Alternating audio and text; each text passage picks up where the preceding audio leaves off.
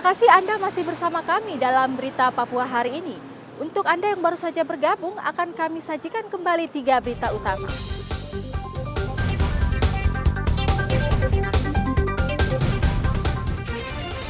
Dua ruko dan 5 kios terbakar di Koya Barat, Kota Jayapura.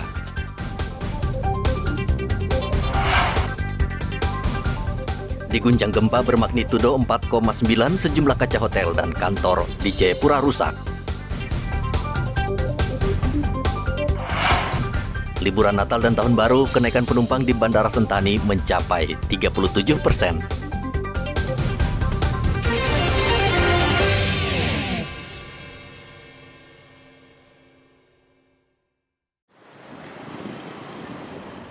Polres Mimika sepanjang tahun 2022 telah menangani 861 kasus.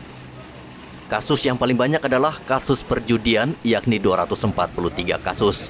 Kemudian curanmor 219 kasus, dan terakhir kasus penganiayaan 178 kasus. Sementara untuk kasus yang melibatkan KKB, Polres Mimika hanya menangani 1 kasus, yakni kasus mutilasi yang melibatkan 4 warga sipil. Saat ini kasus tersebut sudah dilimpahkan ke Kejaksaan. Jadi di tahun 2022 jumlah total laporan yang masuk ke kami itu sebanyak 243 kasus. Ya, ini untuk pencurian. Kemudian untuk curanmor 209 kasus, kemudian kasus penganiayaan di urutan ketiga sebanyak 178 kasus, kemudian pengeroyokan 69 kasus, pengerusakan 54 kasus, kemudian perlindungan anak 51 kasus, pencurian dengan kekerasan 47 kasus. Kemudian untuk kejahatan transnasional, ya, untuk kasus cyber tidak ada, kemudian trafficking in person juga tidak ada. Di tahun 2022, Polres Mimika juga menangani 1 kasus korupsi dana bantuan langsung tunai di Kampung Kokonau, Distrik Mimika Barat yang menyeret seorang pelaku. Dari Mimika, Papua Tengah, Igobat Momolin melaporkan.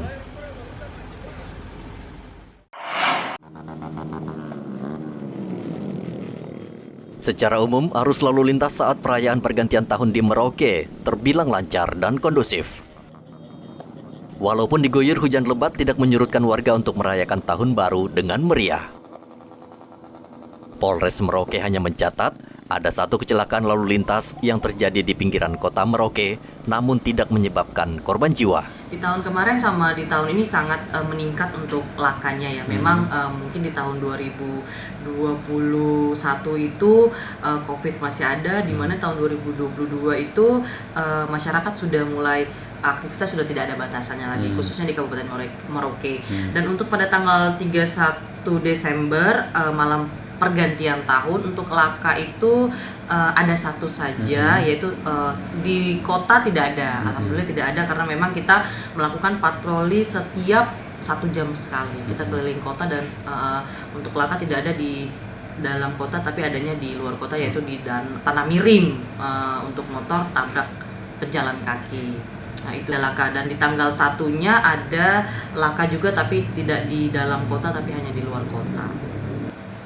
Nah, jadi untuk kasus laka memang masih didominasi dari human error ya. Salah satunya itu human errornya berkendara dalam kondisi dipengaruhi oleh miras.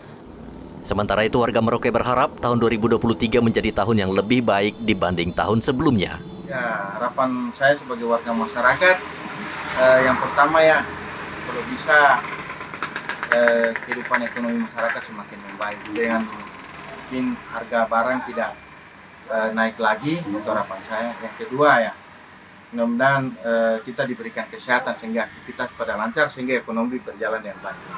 Ya, untuk saat ini untuk pembentukan perkembangan provinsi Papua Selatan mungkin belum ada ya. Untuk perencanaan ke depannya saya juga belum tahu. Untuk tahun 2022 di awal tahun ini belum ada dilihat perkembangan.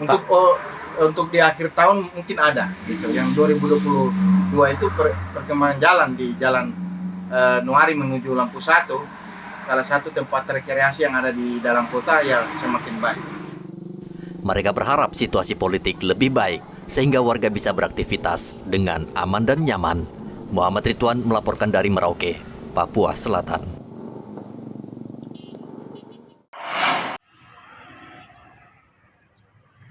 Sepanjang tahun 2022, PT Angkasa Pura Bandara Sentani mencatat kenaikan jumlah penumpang sebesar 1.745 penumpang atau mengalami kenaikan hingga 37% dibanding tahun 2021. Jumlah penerbangan juga mengalami kenaikan sekitar 51.000 penerbangan atau naik sekitar 20%.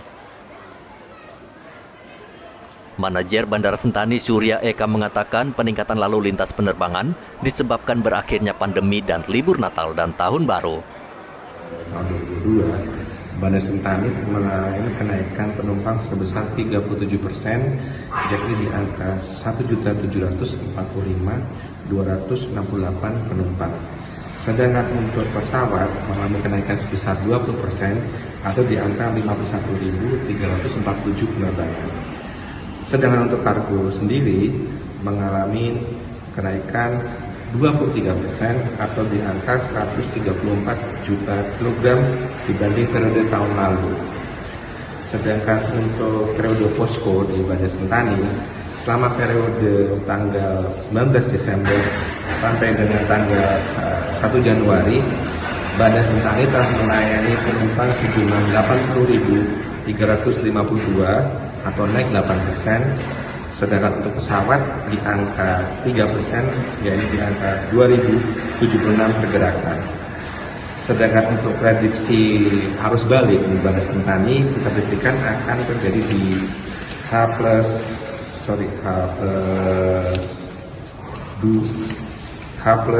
atau tanggal 2 Januari, yakni kita prediksi angka penumpang di angka 5.800 sampai 6.000 penumpang pada hari itu.